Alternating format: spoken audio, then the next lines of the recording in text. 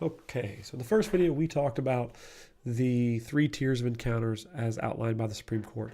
Now we're going to talk about one of the most important things in law enforcement in regards to officers' liability, and that is the use of force.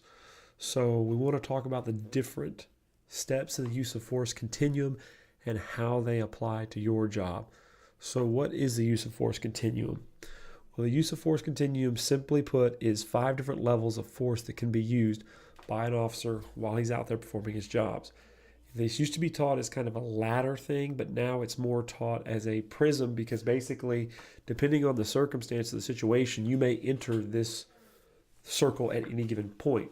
So obviously the lowest level of force that we can possibly use is just officer presence. Our mere presence there, uniform and a badge and all that equipment on you, that's considered a part of the use of force. Is just your mere presence. The next step up to that, if that presence isn't attaining your desired result of no crime, the next thing would be verbal. You're giving verbal orders to someone to change their behavior, to do something different, to comply, to place their hands behind their back, to get on the ground, to get out of a vehicle.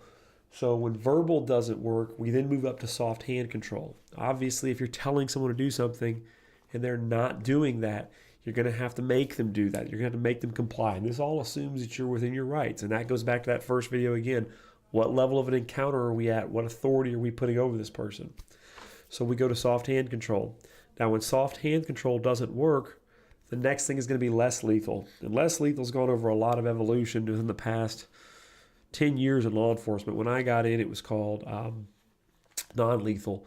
And that included stuff like your ASP expandable batons, your PR-24 batons, your OC or pepper spray, and then your tasers. But of course, lawyers and cases have come up, and so now they basically wanted to reclassify that as less lethal force. It's force that can be lethal in its use, but it's generally not lethal. So again, the most common ones you're going to see on here are stuff like your batons, your BZ gas, and your tasers, tear gas, I'm sorry, and tasers. Now, if that doesn't work, obviously lethal is probably the most understandable. Everybody knows that one. And lethal is going to be our weapons, basically projectile weapons. So again, it's a circle here. It doesn't mean that you have to necessarily start at one of those areas. And let's discuss that. What does that mean? So let's take a look at this use of force continuum and how we bring a suspect under control. In this case, we're looking at the same use of force circle as before, but now the white is where your contact, where your violator, where your suspect is at. The blue is where you should be.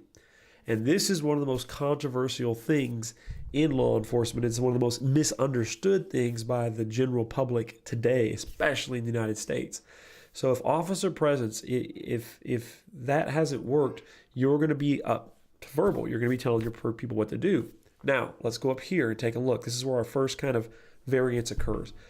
If your person is getting mouthy with you and they're telling you, no, I'm not going to do that. No, I'm not doing what you want me to know. What are you doing with me? I'm not doing that.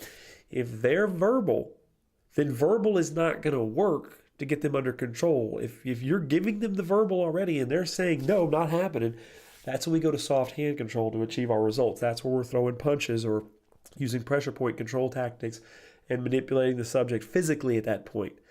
Now we go up here to soft hand control. If the suspect is squaring up at you and wanting to throw a punch, you're not going to sit there and get in a fist fight back with them.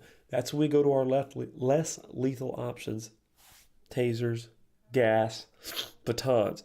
Because they're taking a swing at you, you have to bring it up a level. And that's the whole premise behind this thing is if they are here, you have to be up here in order to control them. You can't be on this level or you've lost control.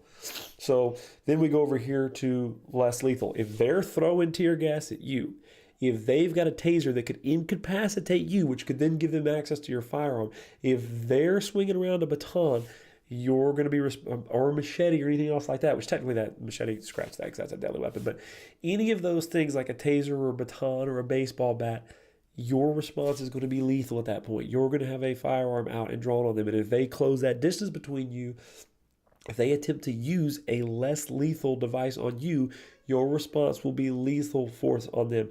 The one exception to this is if they've got a baseball bat or a club or something like that, and you think you could possibly deploy a taser. If you've got two officers and one has less lethal and one has lethal, then you may do that. But in most cases, if someone's coming at you with a club or a bat, if you miss or that taser's ineffective, you don't just you're not able to just shoot again with a taser.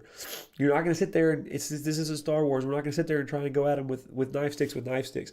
If they take a swing with a less lethal object, it can very well be lethal to you, even if they just incapacitate you temporarily.